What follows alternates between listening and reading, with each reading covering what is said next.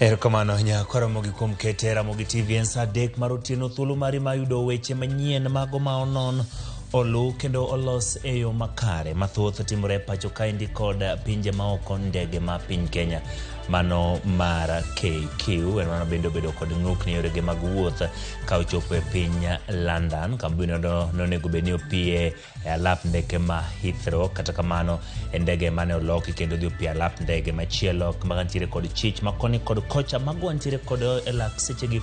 Wantiere gi weche motenore kod weche mag somo kuo mar penj en mano moseyangore ne otimore e penj madongo mag higa mokalo 2022 ka bende en mano mang'eny ne otimore e penj mag klas 12. Wantiere kod lipot motenore kod mano. Jatend piny Kenya William Ruto bende oyango ni gibiro kedo kod kweth mago mag njore nyato mago mag kuo mag jamni ma osebedo kadhi nyime gwenge mag nyandwat mar hoho mar okak kata nyandwat mar Kenya.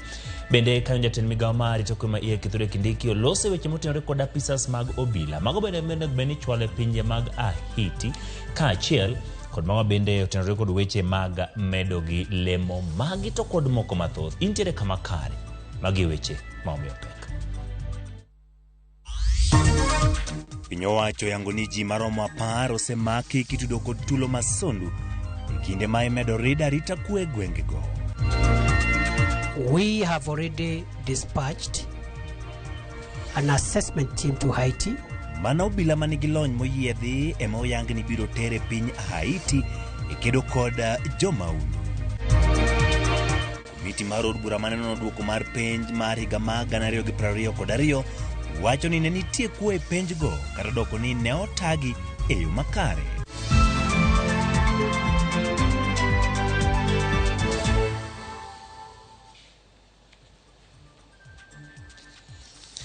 Erokamano nyakoro mogi kuom RAMOGI TV ne weche manyien odhiambo masani.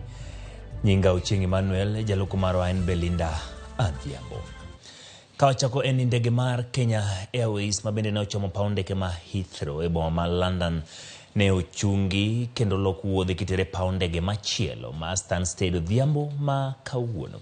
Ndege no mane oko kod ndek lweny mago mag piny Ingereza ne ochung e paw ndege ma Stansted kama apisas mago ma bende ginarita kwe pinyno ne odonjo kendo nono ji duto mane ntiere e iye. Lipot mar kambi mar Kenya Airways yango ndege no mar KQ100 nitudo gi weche moko mag chotni mag arita kwe mano miyo ochunge kato geng'e kapok ochopo e alap ndeke ma Heathrow. Gimedo ne gitiyo kanyakla kod obila ma piny Ingereza e timo peda e ndege no.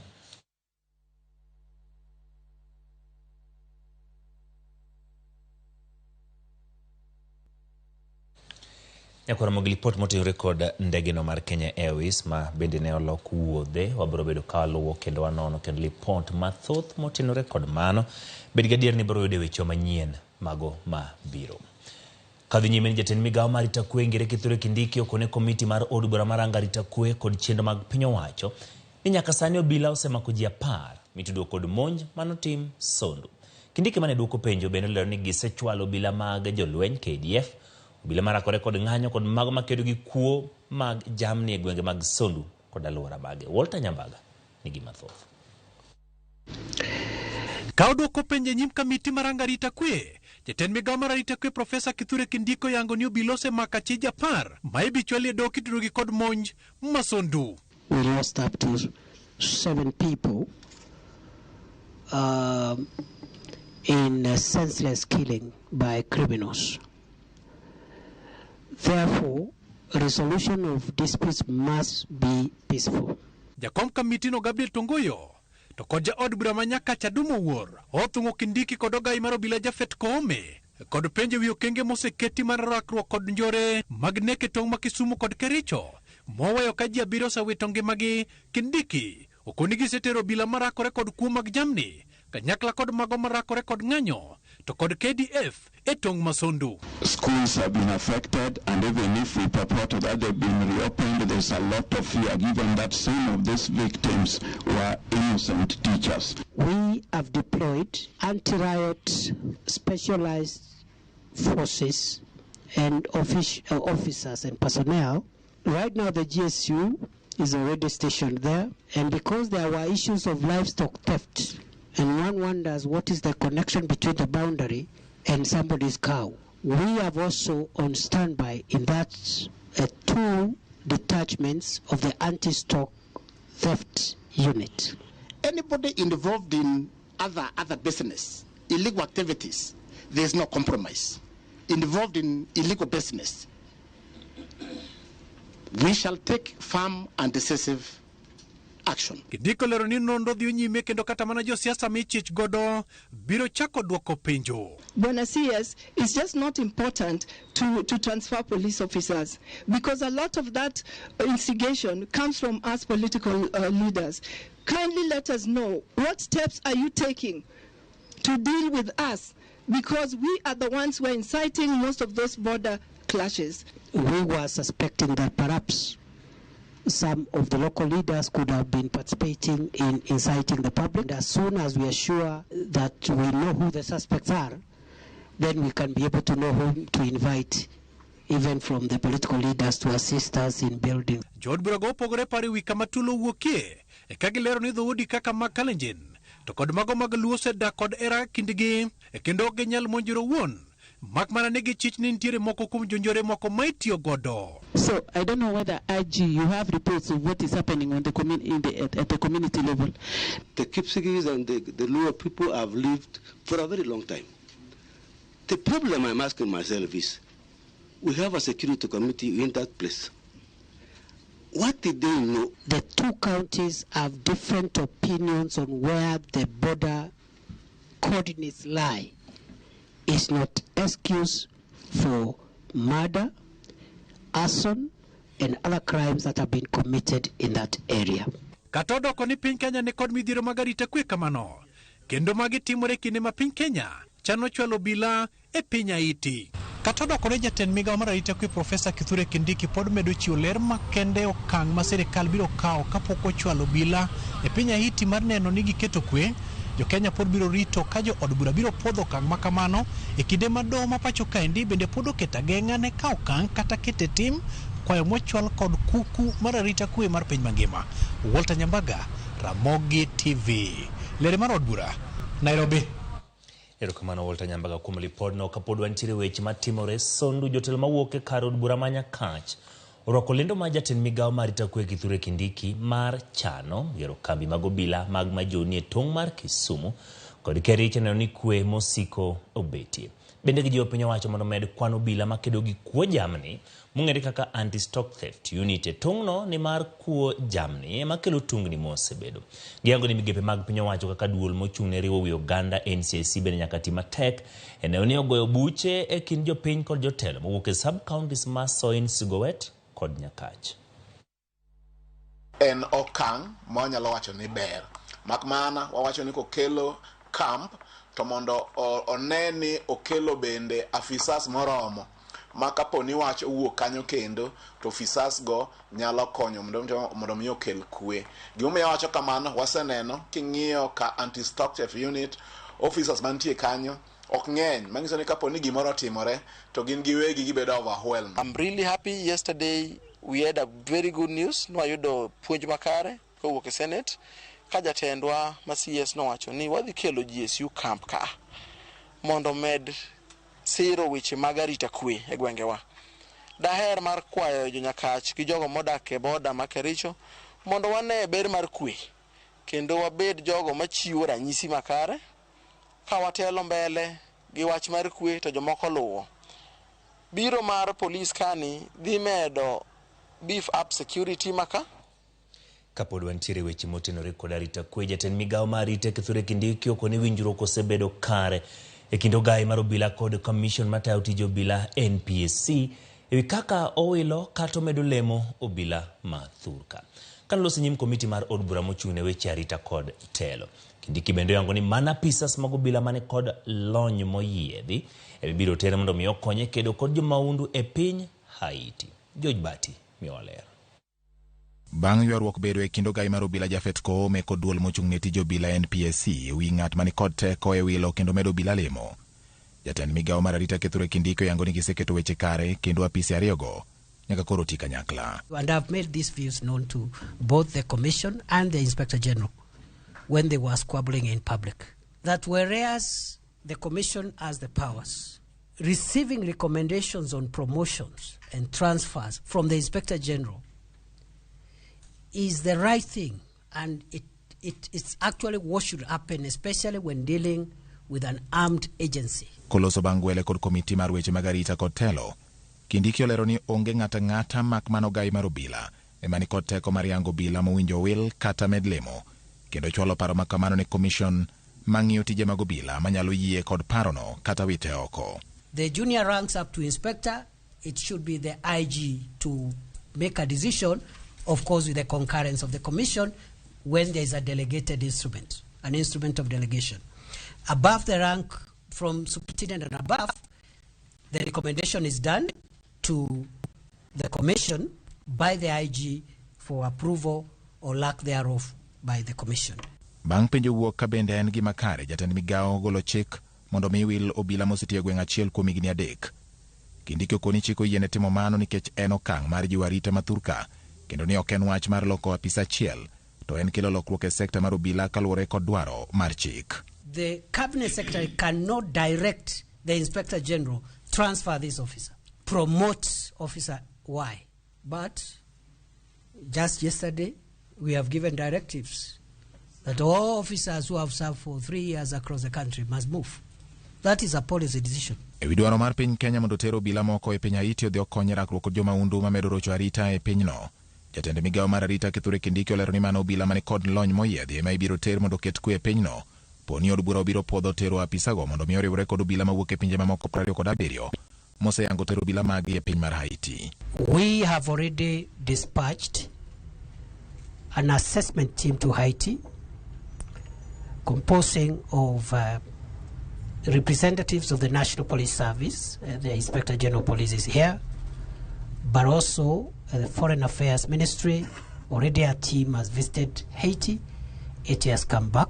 Before that request is acceded to, the National Security Council, which is chaired by the President,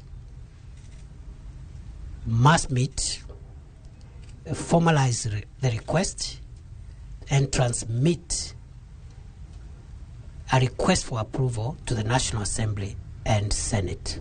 Kakoro piny owacho osenyiso chiwruok mare dhi jolo oganda ma jopiny Haiti e kedo kod kweth maundu ma okonore e pinyno. Ting' koro dong' ne od bura mar podho dwaro makamano eka apisago obi owuog e pacho ka. George Bati, Ramogi TV. Jatend piny Kenya William Ruto wacho ni piny owacho medo jiwo arita e gwenge ma Turkana mar kedo kod kuo mag jamni mogotache gwengego. Wacho ni obila ma Balang biro chwal kono. Kamano bende medo ni chenro mar keto kare sub-counties 3 manyien biro timore ndalo 9 mabiro. Jatend piny olose nyasi mar kido kod timbe joturkana manotimore e boma ma Lodwar kendo kelo kanyakla joturkana mawuok nyaka South Sudan, Uganda kod Ethiopia. So the father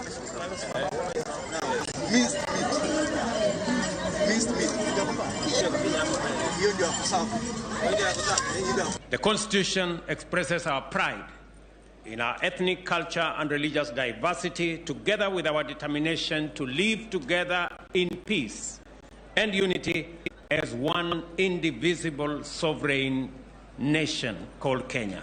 Pale Suguta, sub-county ya Aro na sub-county ya Lokiriama, ndani ya siku 90 days, all those 3 sub-counties will be operational. Hawa wakora ambao tumewafukuza kutoka sehemu ingine, tunasikia wamehamia hapa Kapedo, ati iko shida na Dome, ati iko shida Katilia, ati iko shida na Boyetum. Hawa wakora wote mimi nataka muambie rais amesema mambo yao ni matatu. Piny owacho yudo fungruok tok do chiwo thuolo ne rwako kothe kod chiemo mede nyinyo kata GMO e pacho ka. Ing'eto mare, do marango weche mag alwora wacho ni onge neno manyiso ni nitiere chik mokethi e kelo chiemo mag GMO e pacho ka. Simfro Sokinda nigi ler. Pek osebedo e pacho ka ewi wach mar rwako kothe kod chiemo momede nyinyo mong'ere kaka GMO.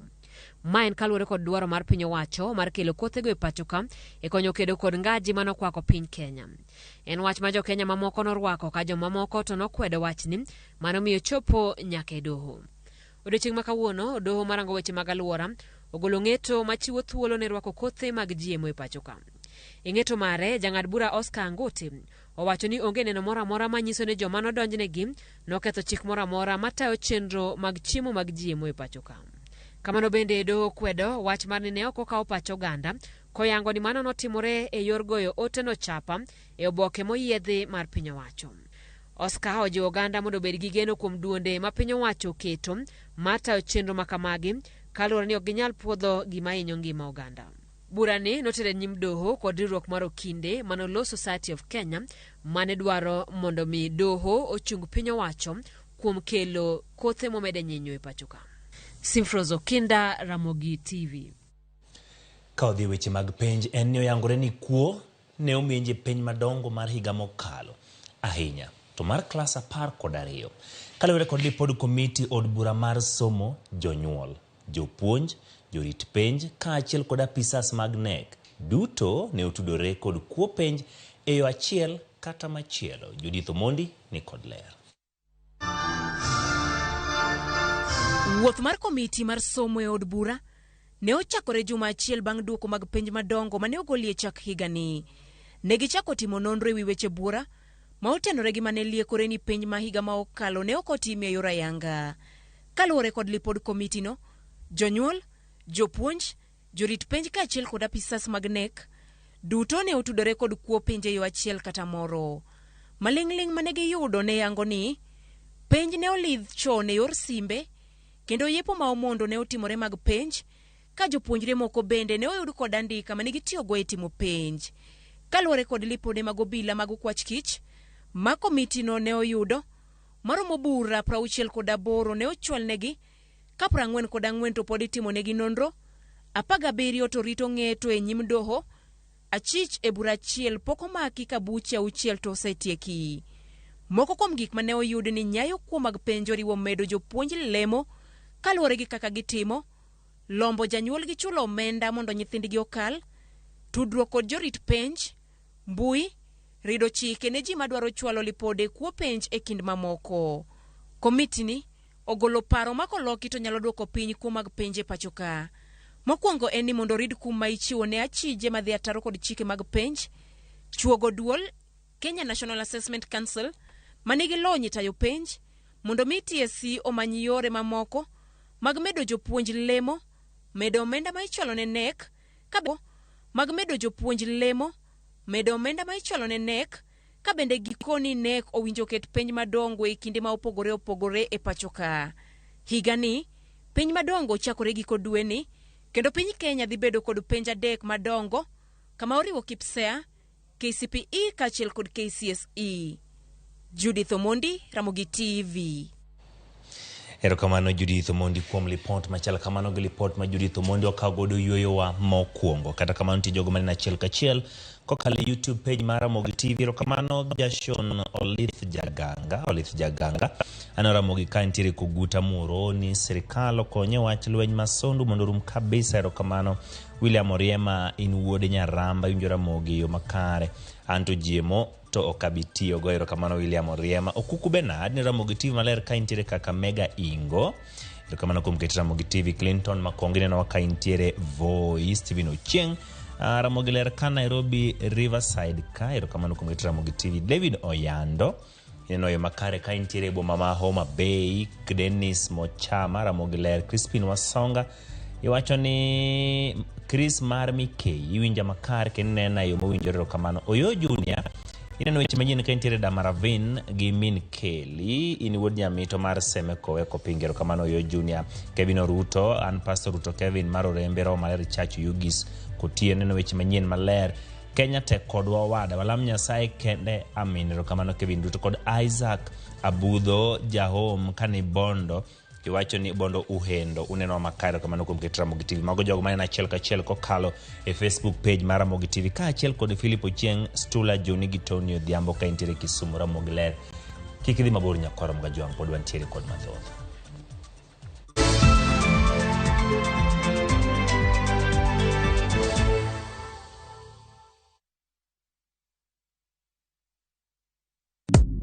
Shabikia na Mia. Bet with 100 Kenya shillings or more kwenye shabiki.com for you to stand a chance of winning amazing cash prizes whether your bet wins or loses. Kila Tuesday, 25 winners wanashinda 5,000 Kenya shillings each, na on Friday, 5 winners wanashinda 10,000 Kenya shillings each. Register, play and win. The more you play, the higher your chances of winning. Not recommended for the persons under the age of 18. Authorized by BCLB number 587.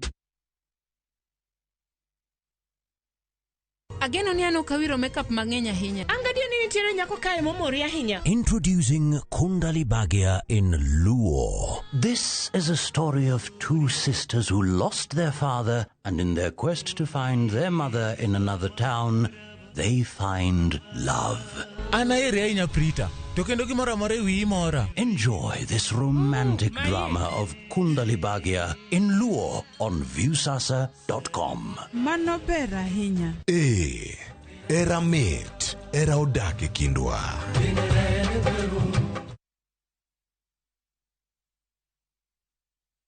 Quality Masters Joy Millers kelo ni mok ngano manamba chiel e Kenya mung'ere kaka Raha Premium Fortified Multipurpose Home Baking Flour. Olose e yo mong'ith king'iyo ler mowinjore gi gige chiemo. Mae ok nyal pim gi kit ngano moro amora e pachoka. Sani koro inyalo loso chapat, mandas kata cake e yo ma in iwuon idwaro. Yud chapat mayom kitiyo gi mok ngano mar Raha. Joy Millers Limited, quality is our middle name.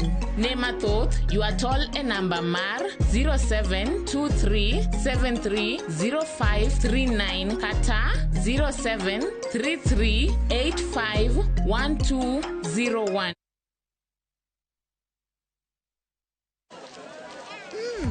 Colgate Herbal is formulated from a unique blend of natural herbs and is scientifically proven to strengthen teeth and keep gums healthy.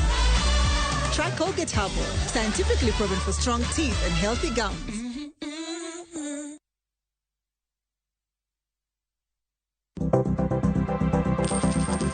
Inyalo goyo kwan kod omenda ma aching kata ma ikete baasha ka isiko itiyo kod omenda mohingo kaka onego itigo. Tema ne keto e baasha omenda ma idwaro tiyogo kama moko to ikung kata ikan.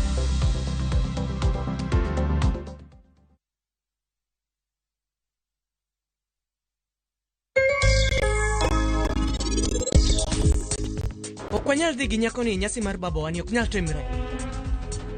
Vinod, mok gari. Madam ingen sarab gi meher. Vinod asewacho ni mondo mok gari piyo. Nunua KPLC tokens, bila charges. Only on Airtel Money. Dial *334#. Select Lipa na Airtel Pay Bill, then select KPLC.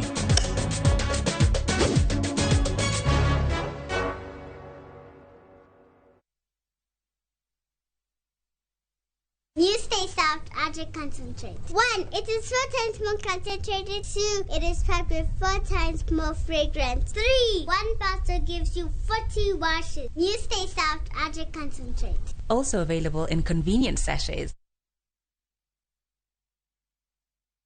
Jipange na view sasa uduogi ber mathoth. Yurthuolo mar bedo jaloch mar omenda miloyo pile ka pile ka ineno tuke malombo ji e view sasa gi siling 10 kende. Wan kod 100,000 miloyo pile ka pile, nus milion miloyo juma ka juma kod grand draw mar milion 3. Mondo ibed jaloch, gima itimo yot mokalo. *487*3# yier kama ondiki ni jipange na view sasa. Bang'e yier kama ondiki ni package mondo iyud points mabiro keti thuolo maber mar bedo jaloch mar milionde modhuro.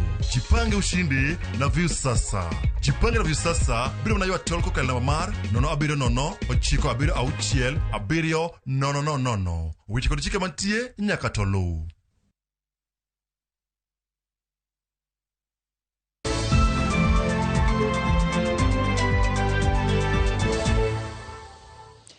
Erokamano kuom medo kete Ramogi TV. Chenro manono yadh kedo gi tuo mar malaria oyang ni dhi nyime gi nyago lemo.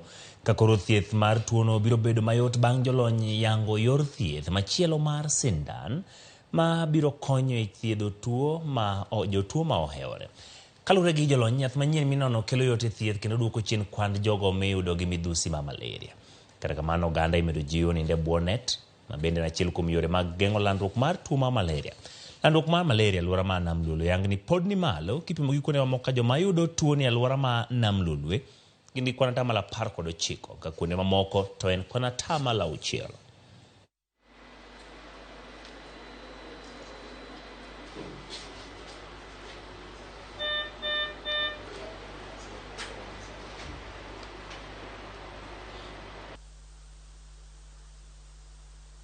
King'iyo nyithindo ma malaria mako ahinya gin nyithindo ma pok ochopo higni 5. Kendo malaria en tuo marach nikech malaria nego nyithiwa mang'eny.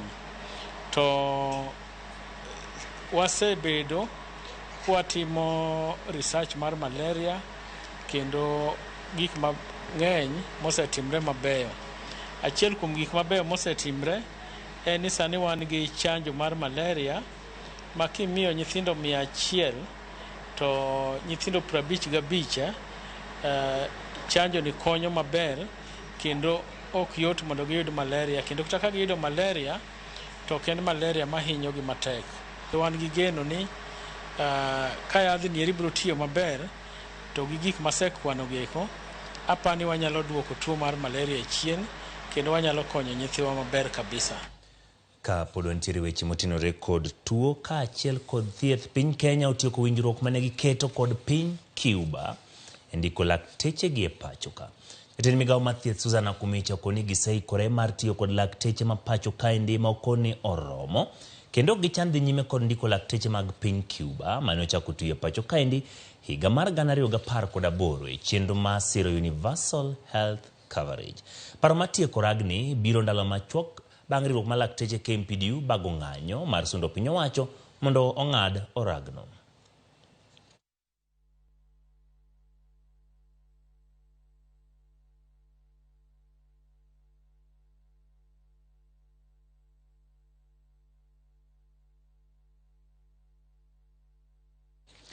Kawuok e weche motenore kod thieth wadhi kaunti ma Migori. Miyo moro ma Chiliele sub county ma Kuria West yuago ratiro mare bang' monj mosebed ka itimone kod achich mar kuo mar jamni ma bende ne ochiele kod lisasi. Achindo masani ni oko matwech kaluwore kod rambun mar doho. Koro yuak ni osebedo ka buogo ngimane ka jojuma nigi mathoth.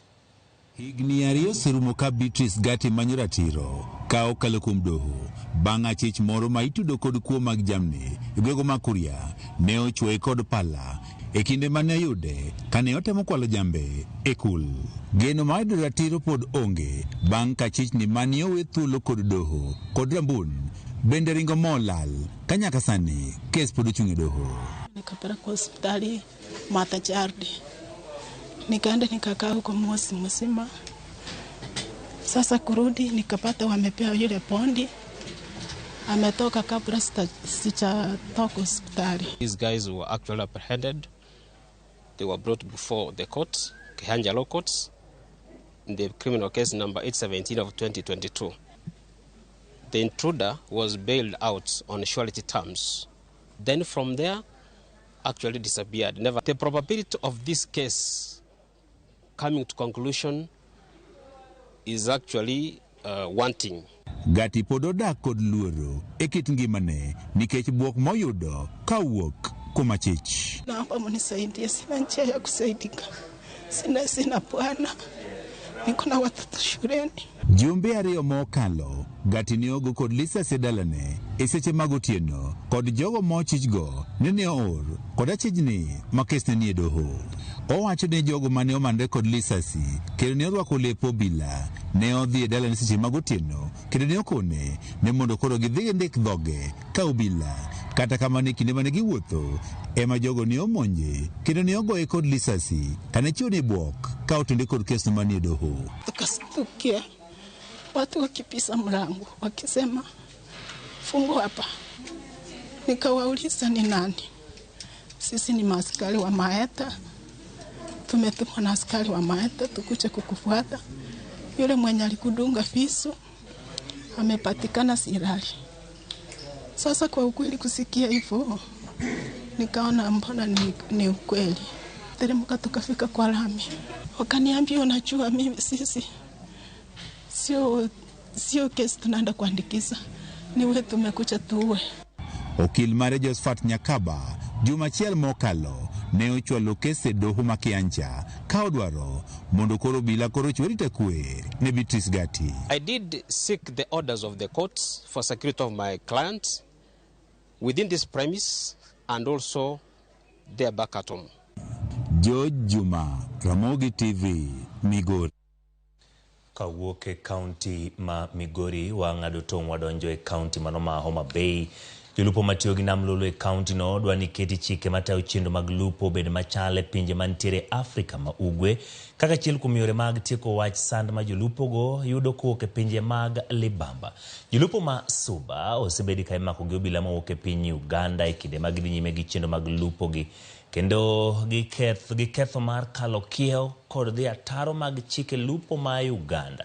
Jakom dhoede kaunti no Edward Remo kone jatend piny Kenya William Ruto mondo yie otudre gi jowetegi ariyo mag Uganda kod Tanzania gimany kaka inyalo ket chike magayo lupo e nam lolo bed machal mondo sandruok ma jolupo ma Kenya osebedo ka yudo otieki.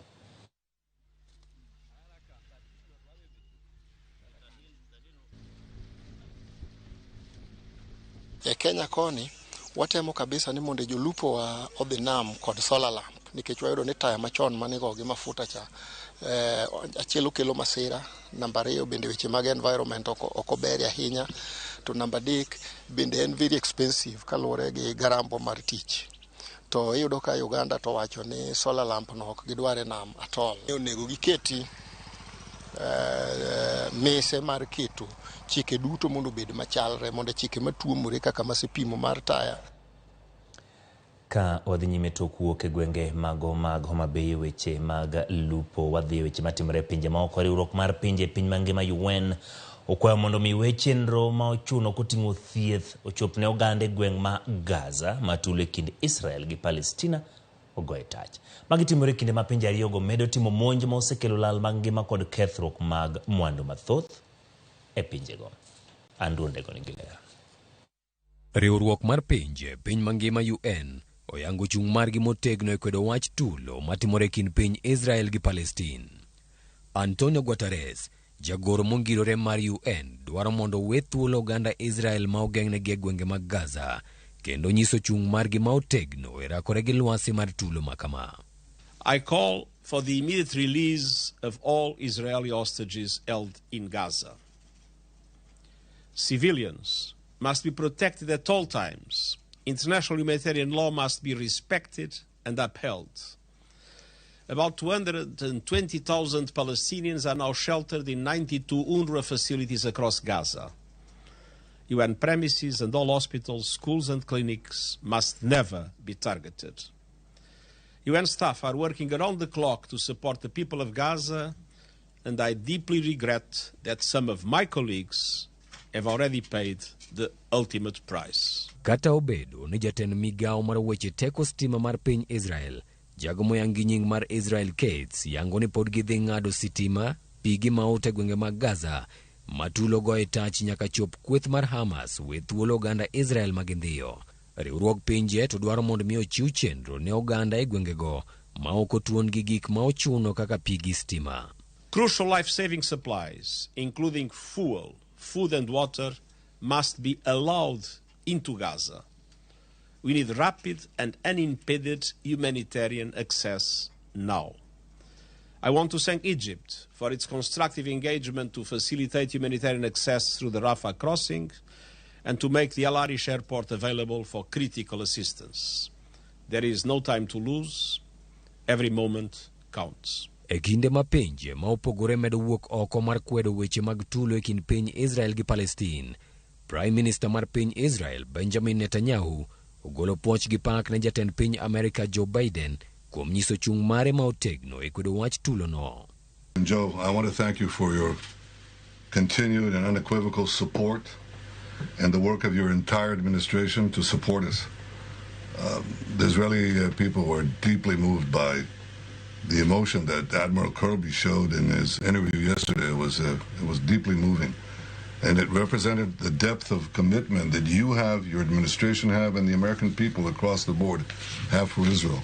Netanyahu olero ni masira mar tulo makama pod omako mach kendo en mano ma opogore gi tulo mamoko ma osebedo katimore. It's only gotten worse. They took dozens of children, bound them up, burned them, and executed them. They beheaded soldiers.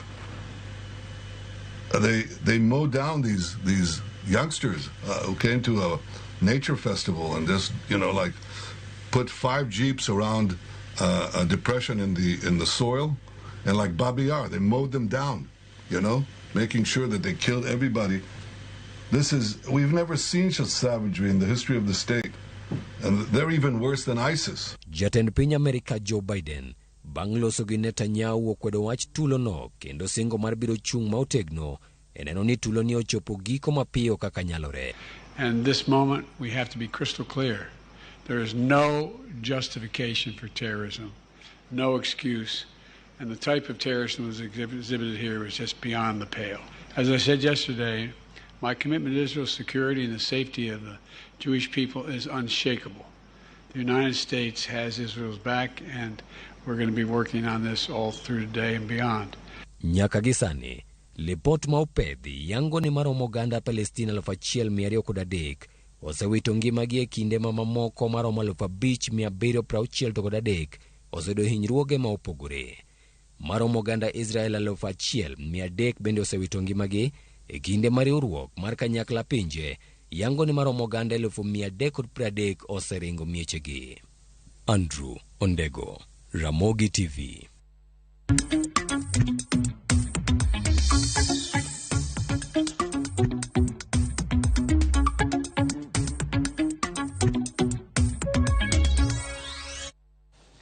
Machiegni weche mag ohala riwruoge mochung' ne chiwo okumba mag masiche pacho kae ndiko ni nyaka sani kwan jogo mosekawo okumba motenore gi masiche mag kodh El Nino kide kelo e pacho kae ndi pod ni piny mokalo. Magi koni timore kata bedo ni oganda mathoth chutho mago mawuok e yimbo mar Kenya kaachiel kod jopith mag jamni osebedo ka yudo lal mapek motenore gi wach pi oula mabiro kaluwore gi koth machwe mapek. George Aoko nigi ler. Jalony e weche mag chiwo okumba mopogore e pacho ka jobagoro ma Mombasa mar twak ewi chenro mag bero yore mag chiwo okumba ne jogo makidek yudo masiche ma apoya. Innovation, after all, is the engine that propels our industry forward. To kata bang' jokor weche mag kor lwasi yango ni kod El Nino kidek chwe matek kendo kelo midhiere pacho ka gikoni nyaka sani kwan jogo mosekawo okumba makidek jologi bang' masira mar kod El Nino pod ni piny mokalo. Usigoje mpaka mvua ikuje uanze kusema serikali saidia. Sana sana wale watu wanakaa huko Nyanza, ile area zinaafektiwa na hiyo El Nino, na watu wale wanakaa kule kuko na mifugo wajia. And we are encouraging insurance and insurance professionals to bring in new policies, new covers that takes care of current needs. Jalony go koni achiel kuom midhieche magin godo en sieko mag jogo maonge lony mapondo eigi kendo donjore e tijegi. Gidwani od bura okadh paro mar chik manyocha gicholo negi mageto kelo lokruok kendo thego jolony kod jomibadhi. Bill ni dhi konyowa mondo wabed gi joma ratiro mong'eyo ni profession mar insurance ni itime ang'o, maka ng'ato koso titimo ikawo ne atua mane. Koro magi gik mwadwaro mondo gol jok moko maluongre bende ni insurance professionals to ok gin. Nikech shida momako wa e Kenya kae ni joma ng'eny wuondre ni gin insurance professional. To king'iyo kata otese ne onge insurance mosomo, miriambe mowacho, odhi uso gimoko en adier, ka claim owuok itero claim kore ka insurance is na manoke kaka nowachi. So we appeal to members of parliament to hasten the passing of the bill because it has been long in coming and the insurance sector needs that bill like yesterday. To kaluwore gi midhiero mar chudo makwako jogo machwalo buche makamago e doho, gikoni nitiere yore monego luw mag sundo kinde mikoni ni kod tim mar chamo pesago ma ok chwalogi ne wegi. Koto osewacho ni mondo ochul, ma insurance osechulo, to wakili ma pod olingi pesano, mano koro ntiere kendo organ moro miluongo ni Advocates Complaint Commission. Monego bed ni ng'ano dhiye, odonjo ni wakindeno, gimomiyo wakil pok ochule.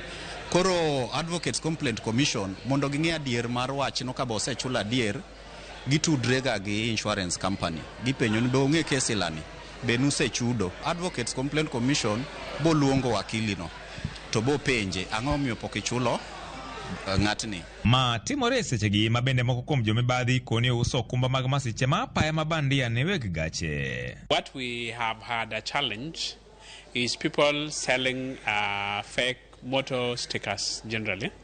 And we have set up a unit called the Insurance Fraud Investigation Unit under the Insurance Regulatory Authority, and they have nabbed quite a number of people.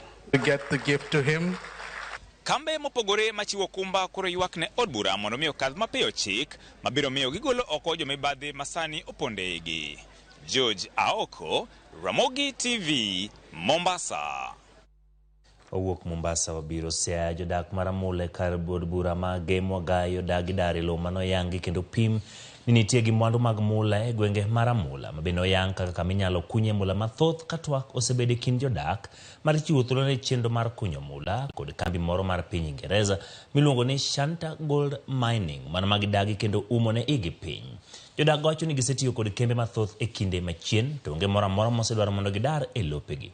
Giyango ni poni giyie kod wach madaro gi to oganda moingo 10,000 biro yudo midhiero. Gimedo ni gibiro dhi nyime kod ngimagi kaka pile kendo onge kwan omenda minyalo chiwnegi mabiro loko pachgi.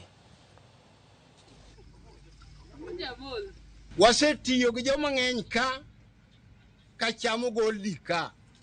To mosewachonwa ni mondo wadar onge.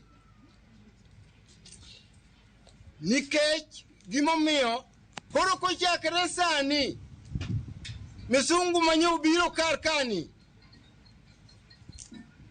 Kubiro gi nying ma odogo lokma. Kubiro gi nying ma odogo lokma. To ai sukuru wanwango report donego wadar. Darno wadagi. Gima chando pachwa maduong' en kane gibiro to nokwang'eyo plans mane gin go. To chal ni jok mane gise oro chon mokwongo nosenyiso ni gol nitie ramula. Ma kagiyude to value mare en over 1 trillion shillings. Koro kane ginyiso an ni space mar gold no o cover 1 kilometer squared. Kato kubiro lielo bebro kao almost 3 kilometers squared. We feel ni Ramula sub location will not be there. To samoro bro dhi nyaka kuonde moko mokadho Ramula sub location. Koro marwa ni mwang'iyo godo ma jok mabiro mang'ise wa ni gine maging'e tich, gidhi tije miechgi e county gi giwewa ka gimuolo mondo wati marwa ni gika. Mokwongo piny ma wantie en piny mar mama, en piny man gi gimoro amora. Kech nyalo ka nyathi ka mamu dhi kata ka goldi ang' opon mapera to luo e pi. Koso kamano. To kumidwa teruno ubro yudo mapera kanye. Avocado ubro yudo kanye. Omiyo kanyo to no entry. Gidagi niyogi chiwo weche mag mula. Kawadhi nyime jatend migawo mar wuoth Kipchumba Murkomen opako chenro mar bero paw ndeke ma Kerenga mayudore kaunti ma Kericho kowacho ni odhi ikore motelo ne nyasi mar Mashujaa. Wacho ni kotieke to biro nyalo rwako ndege mating'o jowuoth 37 ka geno margi en yudo ndeke madongo mating'o jowuoth maromo 60. Medo ni gitwa kod kambi chai mar Ekatera mondo mi gilo ma ginyalo yaro godo paw ndege no.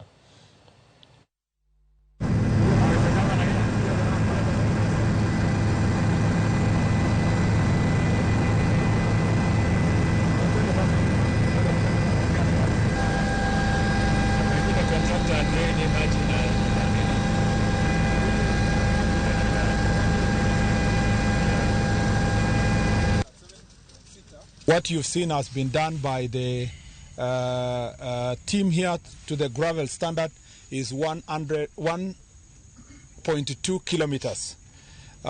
This airport airstrip at the moment can actually comfortably carry planes with between 30 to 37 people landing and taking off. But this being a higher altitude, we want for maximum utilization of this facility to extend it by another 800 meters to 2 kilometers. In terms of tourism, human and cargo is going to be extremely easy. And as we pride ourselves in this county as growers of tea, which is a very perishable commodity, amongst other things like flowers, we must appreciate your office and the government of the Republic of Kenya.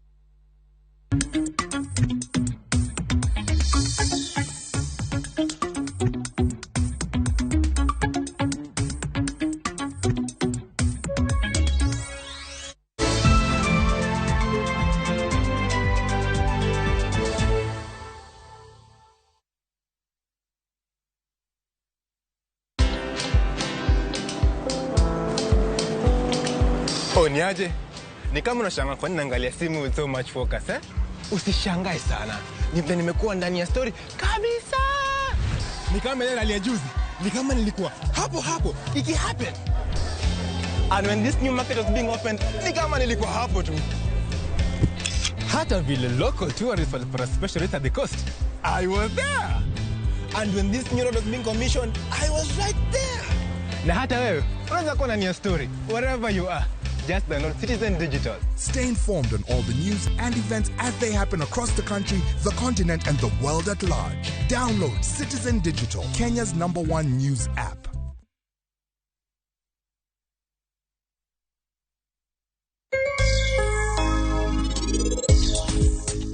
Okwanyal dhi gi nyako ni nyasi mar baba wani ok nyal timre.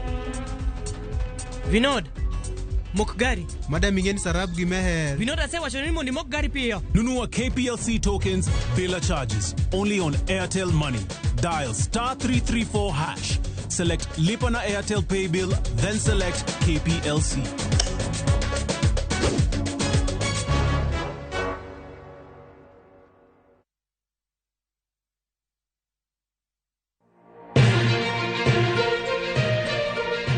Weche manyien mamulo dhod chunyi maiye gin mago machiegni kodi. Weche thieth, anyuola, ohala to kata rita. Ka utuch to wan kode. Kotimore skunde e gweng'u ne wedeni kata osiepe magi duto wan go. Wan kae mar neno ni ng'eyo gima biro kendo bedo gi ikruok motegno. Onego ing'e gima timore e seche motimore mapiyo piyo to mae e kama iyude wechego. Nikech Kenya en marwa waduto to Ramogi TV en odwa. To kendo wantie iye kanyakla achiel kaka onagi. Ma en rupiny kod mbaka oromo. E Ramogi TV. Sud machiegni mondo wago mbaka.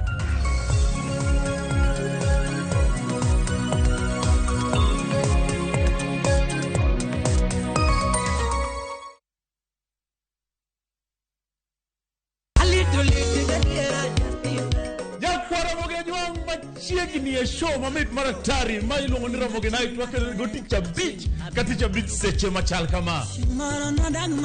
Ka in jahera mar luo benga kata ajawa wakelo ni ngolo mubedo piny mayueyo mana mo. Lungani kolo call instrumental kaberni be inyalo lungani Boy Handsome Within and Without. Boy Handsome moment away aroji bed and breakfast sama pekni tilungani ngenja the entertainer.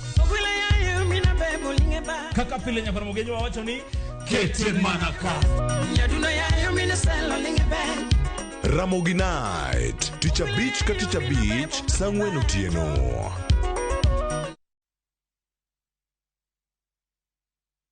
Ageno ni ano kawiro makeup mang'eny ahinya. Angadio ni nitiere nyako kae momori ahinya. Introducing Kundali Bhagia in Luo. This is a story of two sisters who lost their father, and in their quest to find their mother in another town, they find love. Enjoy this romantic drama of Kundali Bhagia in Luo on viewsasa.com. Mano ber ahinya. Era mit, era odake kindwa.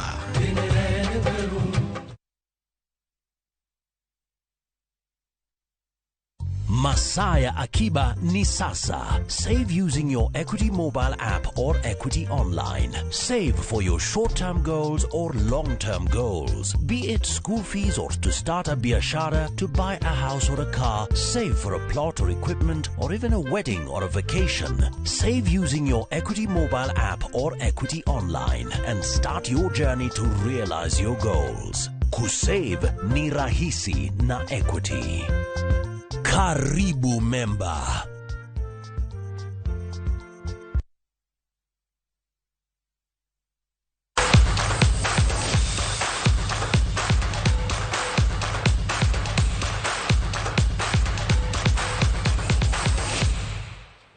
Machiegni Kelvin Kiptum jang'wech manigi rekod mar ng'we kinda ojojo ng'wech ma okeini mondo otemo ket rekod manyien e ng'we kinda kidieny mar joma mine. Kiptum wacho ni rekod mar nyar Ethiopia Tigita Sefa manondiko seche 2 dakika 11 seconds 53 e ng'we kinda ma Berlin dwe mar 9 tarik 24 higani inyalo wuoko Kanoloso iten kinde nyasi mar wake pacho tok loch mare mano bagi kod piny owacho kaunti ma Elgeyo Marakwet.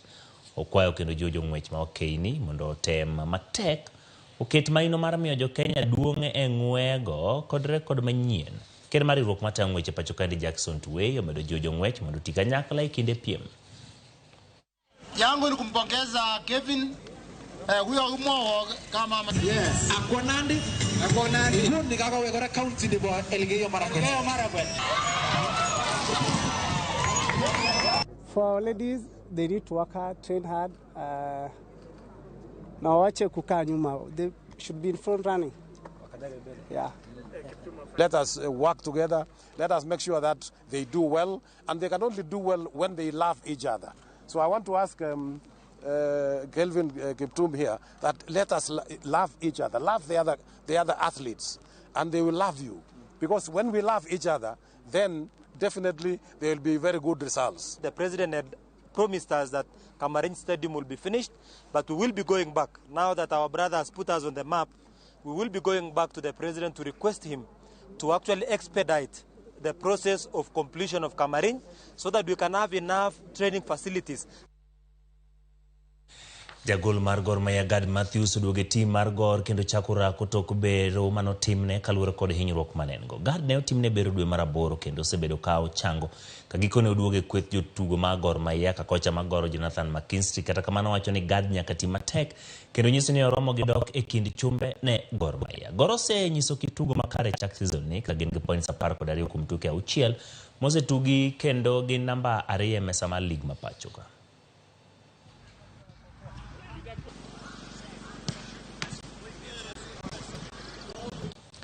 E tuke mag golf mag Elin Belcher ma jotugo raga dhi bagi gi kod Rani Alap Masigona. Tugono ma joma mine kende gino yuo jotugo ma ok tin ne 100. Tugono ma ibago kod Kenya Ladies Golf Union biro chakore sa 12:30 chieng' ngeso ka jotugo kaka Diana Mumbua, Masi Nyanchama kod Mukami Mungai igeno malaro simbo mar tukego. Tukego igeno mar chiwo thuolo ne wakeini e tuke mag golf piedho lony magi kendo miyo gi thuolo mar riwore kod jotugo manigi lony mag golf.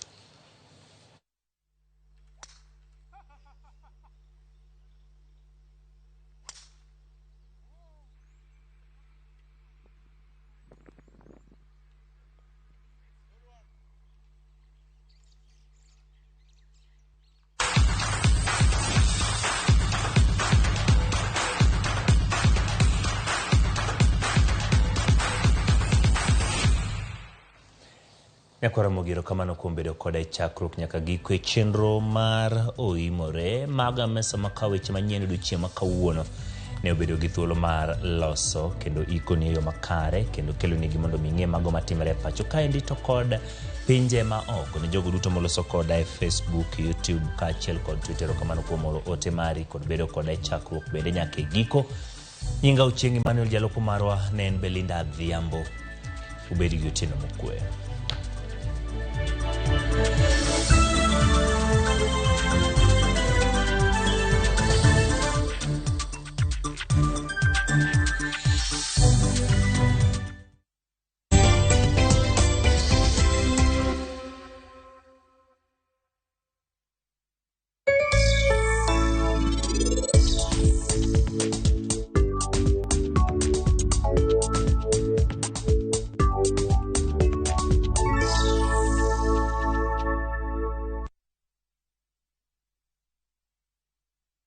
Ageno ni ano kawiro makeup mang'eny ahinya. Angadio ni nitiere nyako kae momori ahinya. Introducing Kundali Bhagia in Luo. This is a story of two sisters who lost their father, and in their quest to find their mother in another town, they find love. Anaere ahinya Prita. To kendo gimoro amora e wiyi mora. Enjoy this romantic drama of Kundali Bhagia in Luo on viewsasa.com. Mano ber ahinya.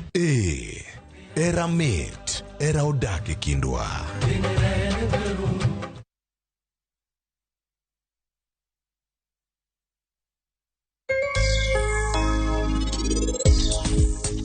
Okwanyal dhi gi nyako ni nyasi mar baba wani ok nyal timre. Vinod, mok gari. Madam ingen sarab gi meher. Vinota se wacho ni mondi mok gari piyo. Nunua KPLC tokens, Bela charges. Only on Airtel Money. Dial *334#. Select Lipa na Airtel Pay Bill, then select KPLC.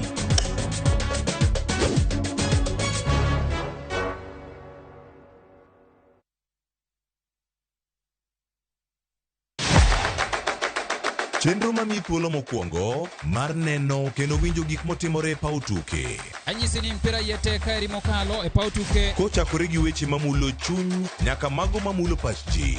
Wan go duto. 7.65, can you believe it? Mbaka makende gi jotugo kod joma ong'ere weche tuke. Jong'e man jo Kenya jong'wech.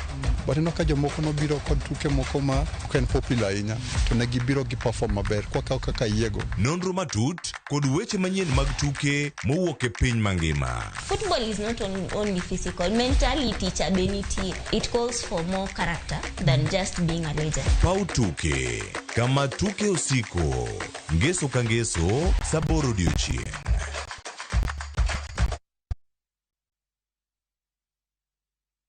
Sasa kwa thao moja tu unaweza pata third party cover for your private motor vehicle valid for 30 days. Say goodbye to expensive motor vehicle insurance. Pata bima kutoka Direct Line Assurance. Kujisajili bonyeza *487#. Weka namba plate ya gari yako, ID namba yako, email address yako na ulipe thao moja tu. And your digital cover will be sent to you instantly. Collect your sticker at your nearest Total service station. Dial *487# upate third party motor insurance valid for 30 days. Pap, ni thao tu.